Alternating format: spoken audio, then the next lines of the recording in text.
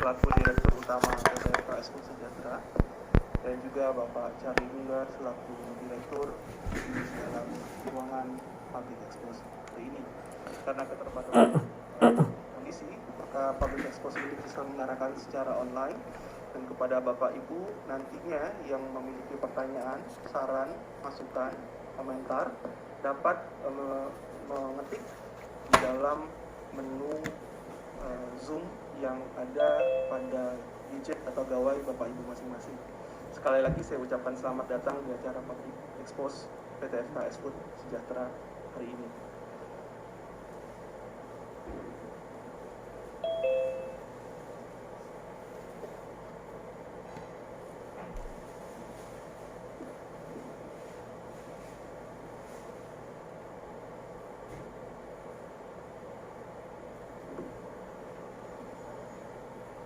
Kapan ya bisa seru bareng lagi? Gabut nih. Taruh aja dulu. Hah, bagi dong deh. Taruh deh. Snack seru bentuk net. Bakal jaring ide seru Adventaro-mu.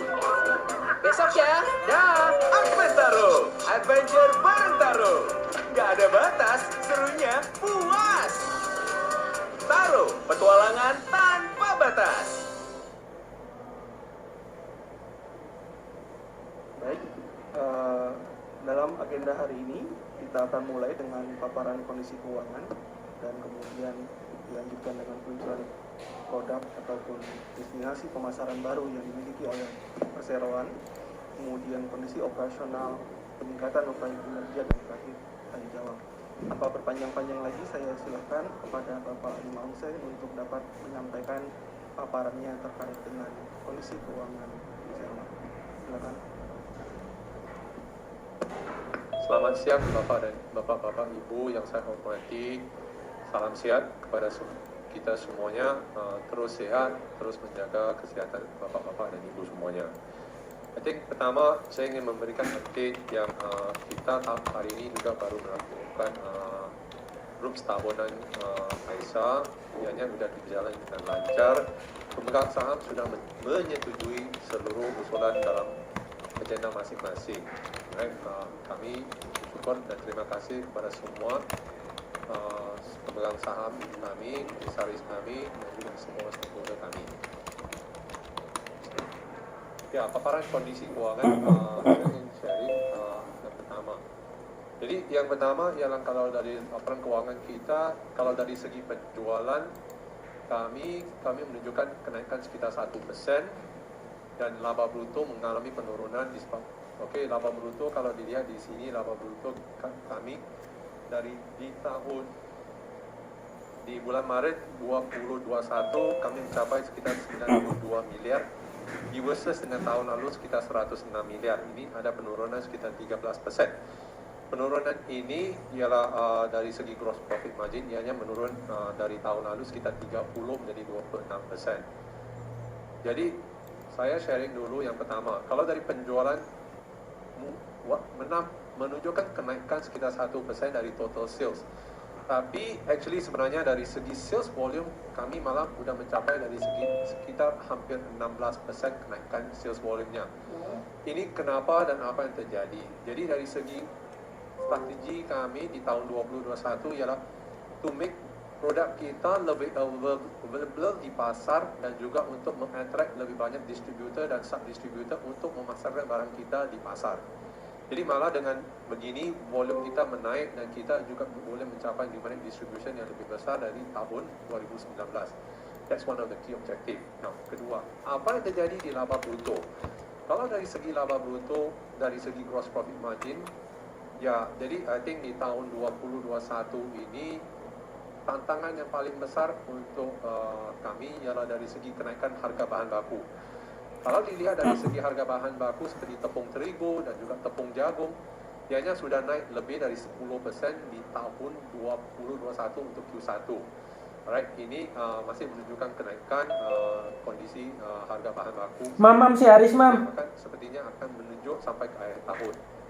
Walaupun si Aris, kenaikan harga bahan baku ini, apakah dari segi manajemen, dari saya dan juga Chief Operating Officer kami di pabrik, kami masih tidak rest, kami berusaha untuk mencari bagaimana cost savingnya. Kalau dari segi cost saving, dari versus dengan tahun lalu, di mana tahun lalu kami selepas PMA private placement, kami menggunakan dana untuk melakukan banyak maintenance di pabrik. Dengan maintenance di pabrik dilakukan, apa yang terjadi ialah dari segi cost of production per kilo malah menunjukkan penurunan.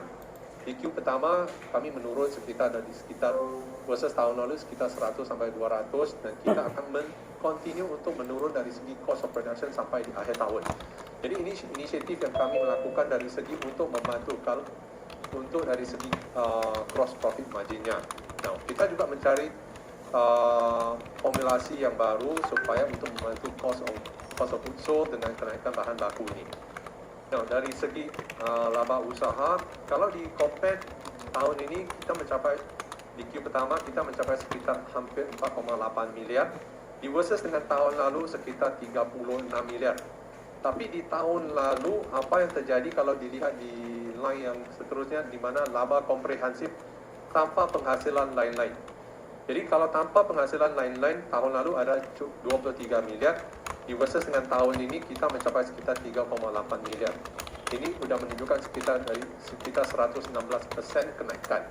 Jadi dari segi inisiatif apa yang kita melakukan fondasi yang lebih baik di tahun 2020 ini malah memberikan sesuatu dari segi cost of production yang lebih efisien dan lebih efektif juga di tahun 2021. Nah, dari segi aset lancar di tahun ianya ada penurunan sekitar 8%. Kalau penurunan ini di 8% ialah the key is ianya menunjuk dari segi konsisten actually dari aset lancar dan liabilitas lancar. Satunya menurun sekitar 8% dan lagi satu ianya menurun sekitar 6%. Jadi ini hampir konsisten dari segi working capital yang digunakan di antara tahun 2021 dan 2020 untuk Q pertama. Nah, terusnya, ya kalau kita melihat dari segi grafik kenaikan pendapatan besi tahun lalu, ini kalau pendapatan besinya ianya di-impact dan diberikan sebab lebih banyak dari segi cooking food. Jadi dari segi cooking food kami di tahun 2021 ini menunjukkan kenaikan sekitar 14%. Di mana yang tadi kami menunjukkan dari segi volume ianya naik sekitar hampir 15%. Jadi spreading dan juga numeric distribution ini bertambah lebih baik. Nah, pada waktu yang sama dari segi snacking food ianya bertambah sekitar 2%.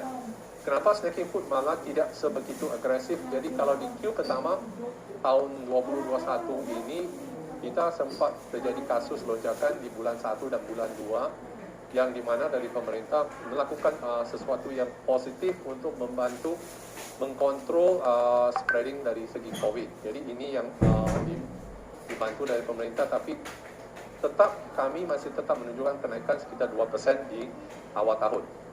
Nah, kalau dari segi penurunan margin laba kotor, ini the key-nya is basically is dari segi kenaikan harga bahan baku, tapi ianya sempat sudah di-offset dengan cost efficiency of production. Okay, dari segi margin laba besi di tahun 2021 kami mencapai sekitar 0,6% versus 0,8%. Jadi ini adalah sama linknya dengan cost efficiency dilakukan, di mana dari segi gross profit margin kita lebih kecil dari tahun 2020 sekitar 4%, tapi dari segi netnya kita masih tidak terlalu jauh di antara tahun 2020 dan 2021.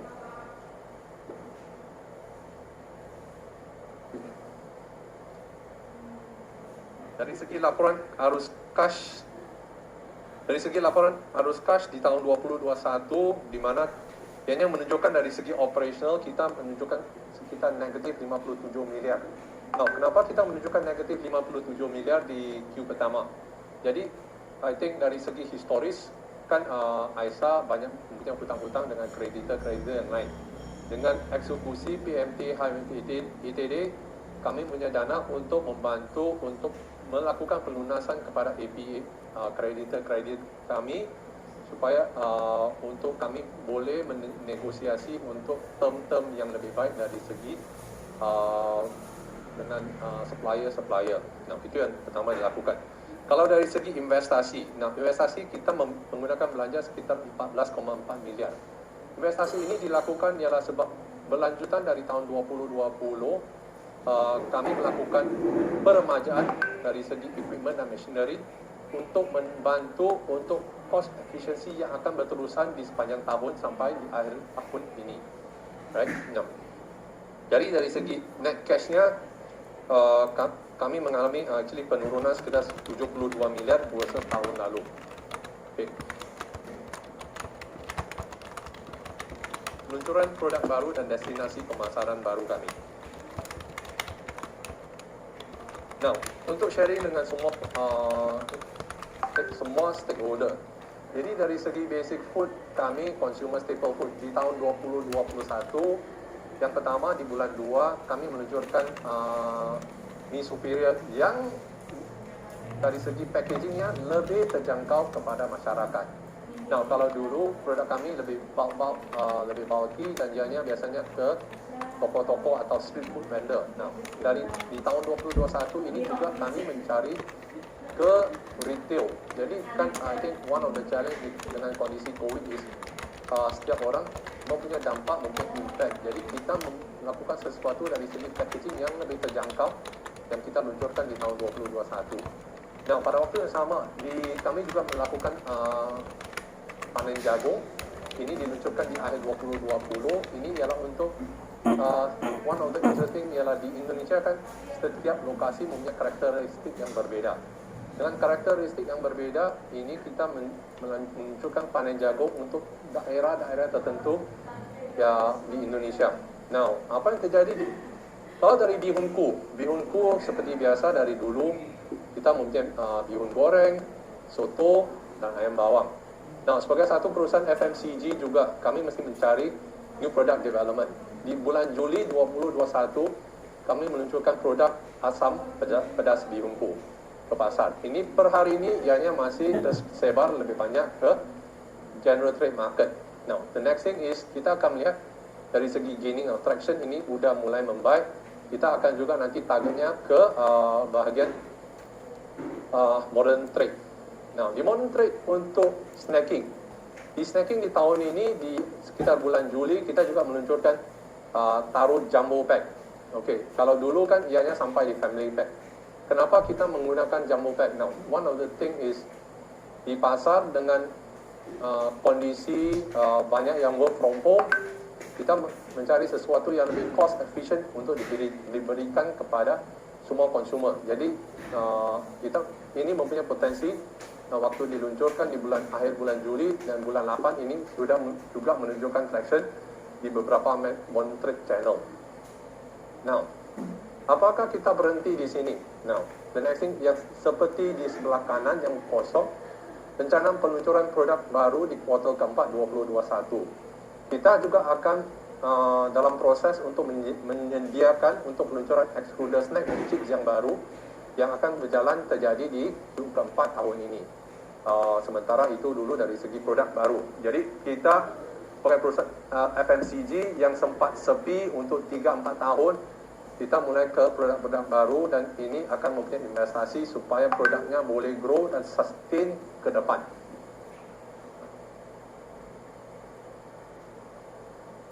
Now, kita juga tidak berhenti di lokal. Jadi, Taro yang sudah mempunyai legenda, yang kita sudah sekitar 40 tahun di Indonesia. Now, sekarang kita juga mulai mengekspor Taro ke China. The first shipment of kita ke China terjadi di bulan 7 dan kita dalam proses sama-sama dengan distributor yang di China untuk mengkaji bagaimana to make it lebih besar. Jadi yang nanti di bulan 10 kita juga akan the next shipment, di sekitar bulan 9 kita akan melakukan the next shipment ke China juga dengan volume yang sudah bertambah di bulan 9 ini. Alright, apakah kita cuma akan berhenti di Taro? Tidak. Kita masih dalam proses untuk mengkaji barang-barang lain yang boleh ke China. Jadi yang penting kalau misalnya kita mengekspor, kita mesti mematuhi peraturan-peraturan dan sertifikat analisis yang di negara-negara berbeda. itu dulu. Kalau yang produk yang lain kita juga actually ada ke Belanda, ke Amerika, ke Australia, tapi kita akan fokus satu persatu marketnya untuk penetrasi.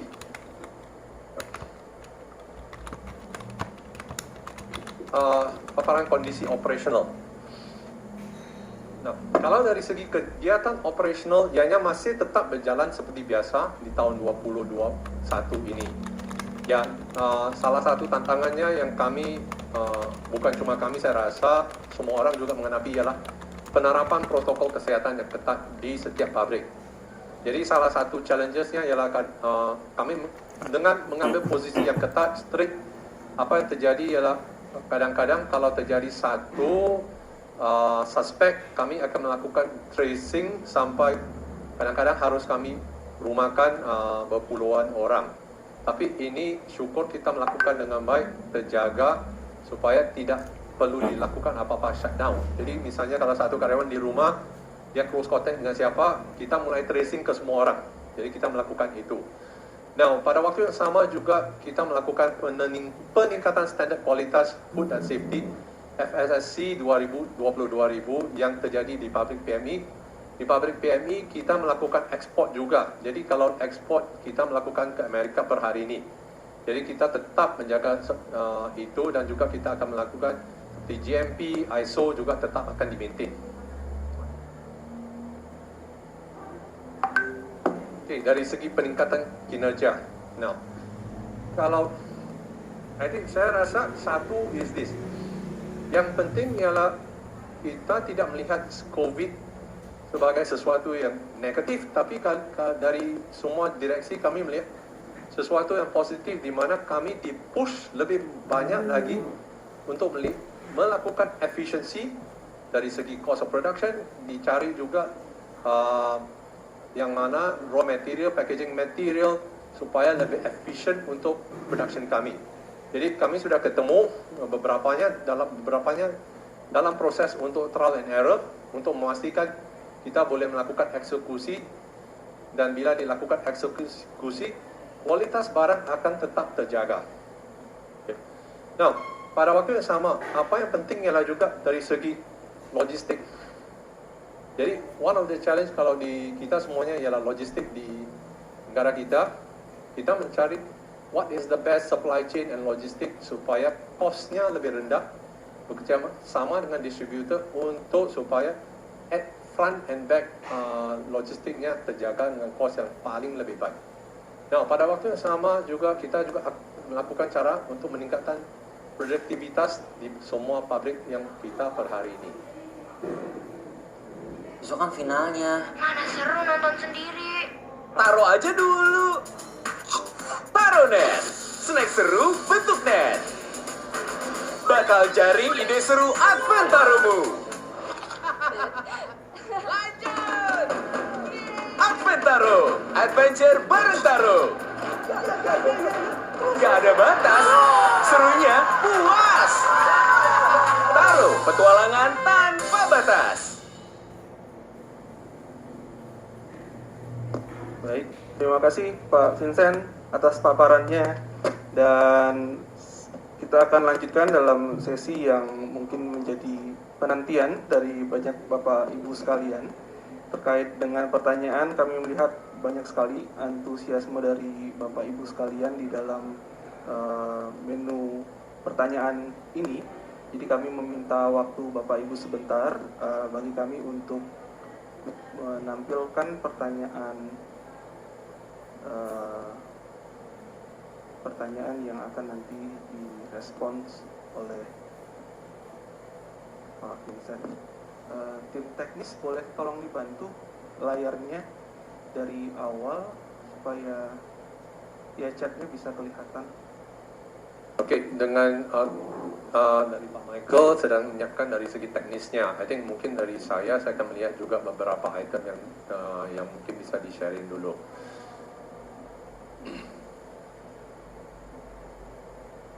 Oke, export China ya.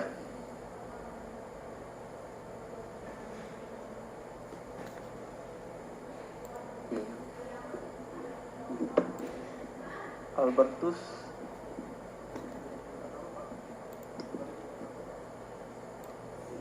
Pak Zubair mungkin.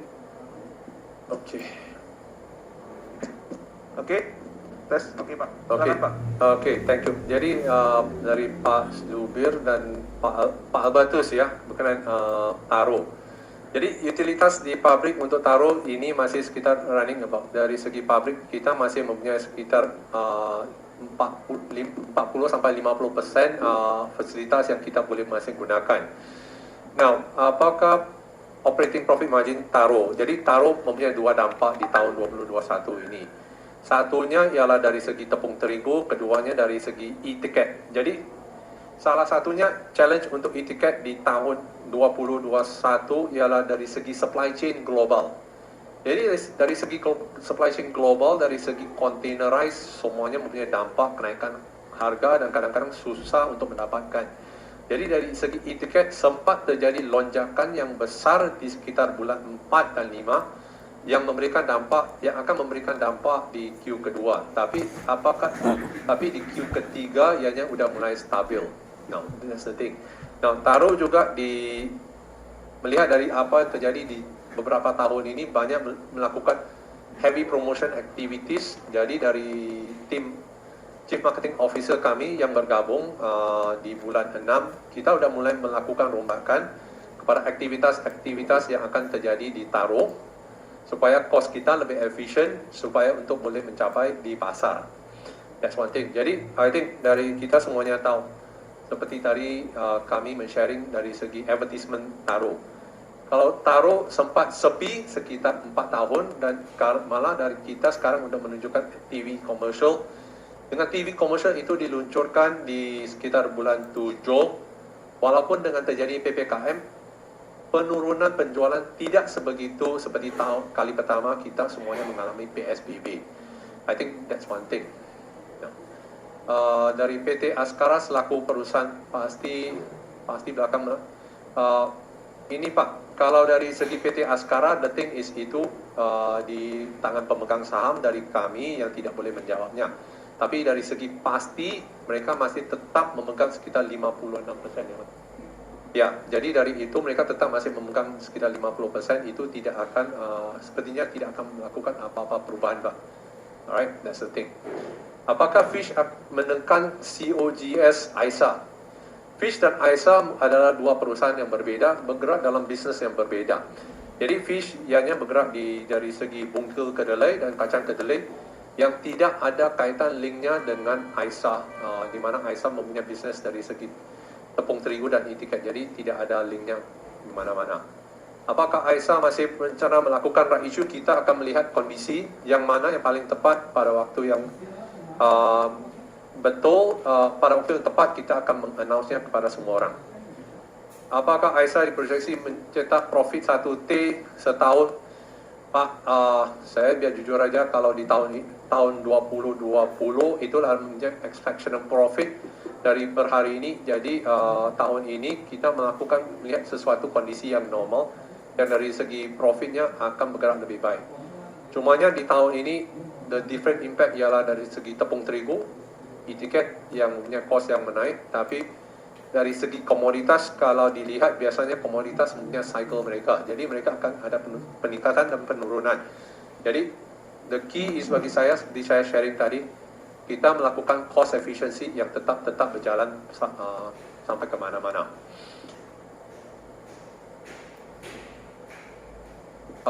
Mengenai ESG, apakah akan dilakukan termasuk pemanfaatan material packaging? Nah, ESG menjadi sesuatu yang tidak boleh kami hindari. Ini menjadi sesuatu topik yang paling penting dari segi packaging, material atau semua barang yang terjadi ke depan.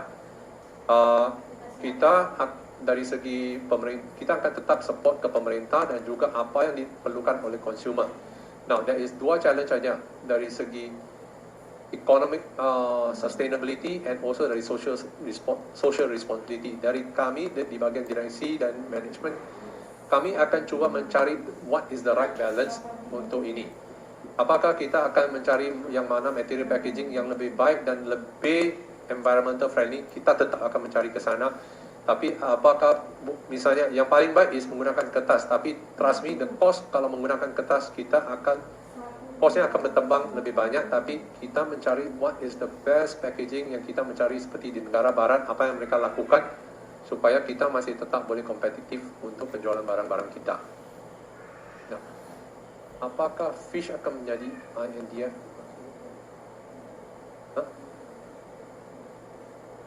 I think Pak, kalau dari segi Fish dan Aisyah mempunyai dua bisnes yang berbeda Pak. Per hari ini saya rasa tidak boleh dikomentar sebab dianya totally berbeda. Dari Fish mereka bergerak di bisnes logistik dan distribution untuk kedelai, kacang kedelai. Kalau dari Aisyah kita bergerak dalam bisnes FMCG, jadi duanya berbeda Pak. Mengapa negara tujuannya adalah China dan bagaimana dengan market di Indonesia? Dari segi market di Indonesia ini masih tetap menjadi our biggest priority untuk dikembangkan. Apakah kita sudah exploit the full thing? Tidak.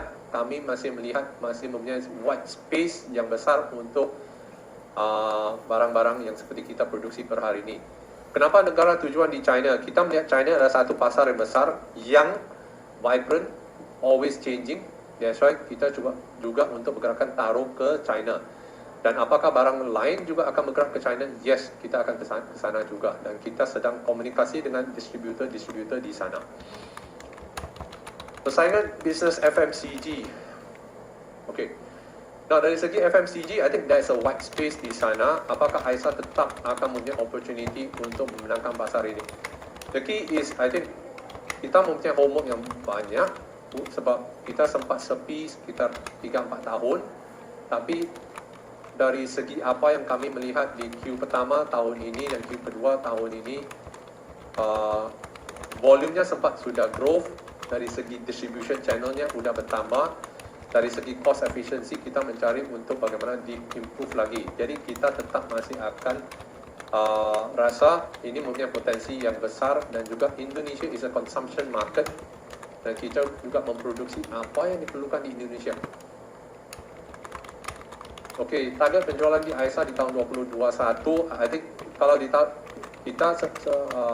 juga akan melihat kita akan try to grow sekitar 10-20%, tapi one of the challenge is kita masih melihat dengan kondisi yang sempat terjadi PSBB di awal tahun dan PPKM di bulan 7, di mana kita mengalami penurunan. Di bulan Agustus ada kenaikan, tapi ini masih melihat kondisinya.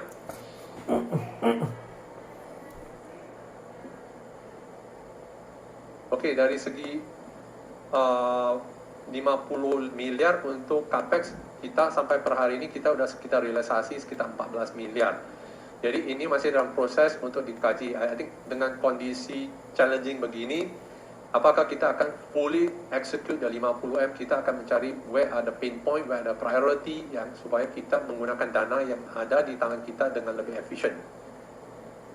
Apakah Aisyah fokus Aisyah di tahun ini dan tahun ke depan? I think di tahun ini one of the thing is seperti saya sharing, one of key is dari segi cost efficiency, is of something bagi saya. Melihat dari segi every crisis there's an opportunity. Jadi kita melihat dari segi cost efficiency, kita juga melihat dari segi new product launching yang kita akan lakukan sempat di awal tahun, dan juga nanti di towards the year end kita juga akan melakukan sana.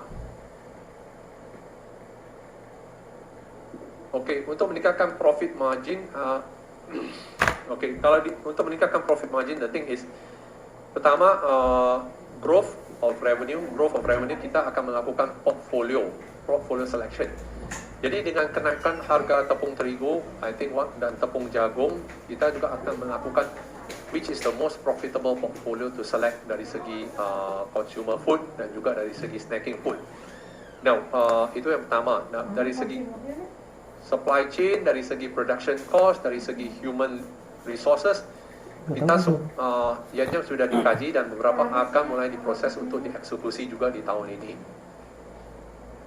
Now, dari segi product development, kita dengan adanya CMO dan juga research and development yang baru, one of the thing is this, apa yang kita first focus is kita akan mencari apa yang kita boleh gunakan dari mesin per hari ini untuk mengembangkan produk kita.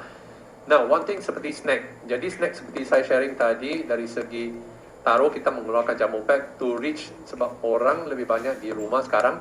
Now nanti kalau dari segi di bulan ini juga kita melakukan, kalau dulu kita ada mie kremas, di bulan ini kita meluncurkan mie keras.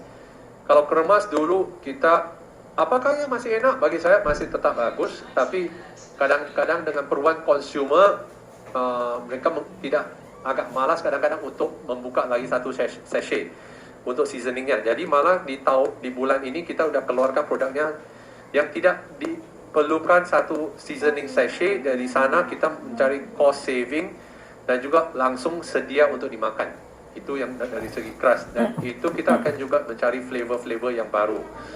Nah, dari segi Bihunku, seperti saya sharing tadi, kita menggunakan meluncurkan asam pedas. Apakah kita akan mempunyai flavor yang baru? Kita juga akan ada flavor yang baru. Nanti mungkin barangnya sudah siap, tapi kita mencari timing untuk meluncurkan produk itu. Dari segi snacking, sempat saya sharing, ada beberapa tipe snack yang kita akan launching juga di tahun ini. Now, berkenaan penjualan saham ke Gold, I think that's the thing is, kita sudah sempat somasi ke pemegang saham. The next thing is kita akan menggunakan jalur hukum untuk the next execution sudah. Okay. Di tahun 2023 masih ada sisa hutang obligasi yang dikomersi. Apakah membuat saham Aisyah kembali terdilusi? I think kita sudah melihat, I think that is, saya rasa ini tidak akan terlalu significant kalau terjadinya. Tapi I think kita akan melihat sampai di sana. One of the key, kalau mempunyai potensi, I think kita akan mencari supaya kita boleh membuat pelunasan lebih awal.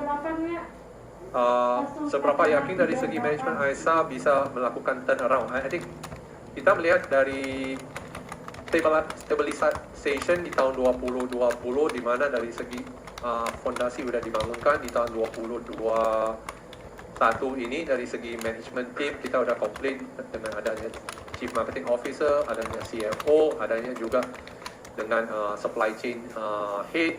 Jadi kita juga melihat ini mempunyai potensi supaya the key is cost dari segi harga jual, dan dari segi itu kita melihat competitive peers to benchmark, dan dari segi bahan baku ini semuanya kita mencari what is the alternative untuk boleh melakukan what is the better cost efficient untuk tepung terigu.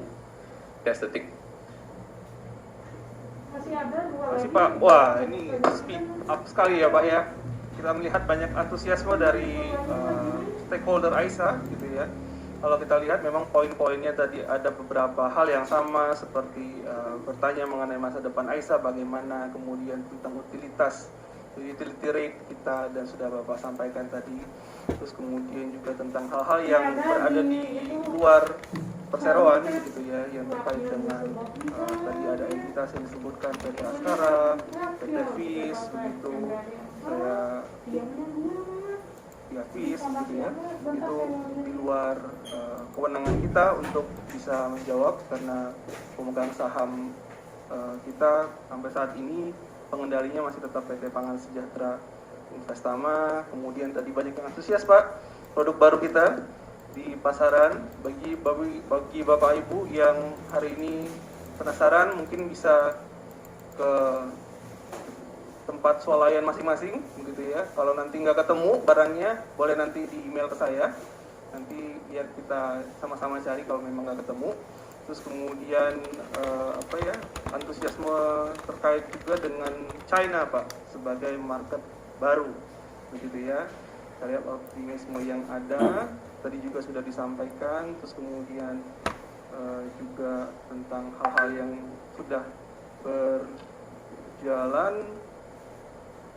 Oh, nanti email sebentar, nanti saya balas ya Pak ya. Investor, di website kita ada Pak email investor relation, jadi bisa di email ke sana. Nanti kalau misalnya ada pertanyaan terkait dengan investor relation, bisa disampaikan ke investor relation kami. Kurang lebih begitu ya Bapak Ibu hari ini. Jadi terkait dengan prospek ke depan kita seperti apa, operasional kita bagaimana, kemudian tantangan dan peluang yang berhasil sudah dicapai oleh perseroan selama ini sudah dijawab secara gamblang oleh Pak Vincent pada hari ini. Pertanyaan-pertanyaan mengenai optimisme dan lain hal kita sama-sama berharap bahwa perusahaan ini bisa tumbuh ke depan dengan semakin baik. Karena tidak ada pertanyaan lagi dari Bapak Ibu, saya akhiri Public Expose kita hari ini.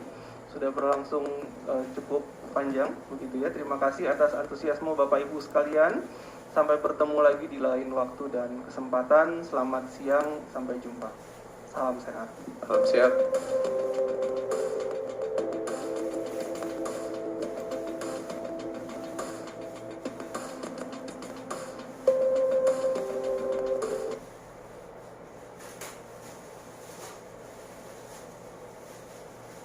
Recording stopped.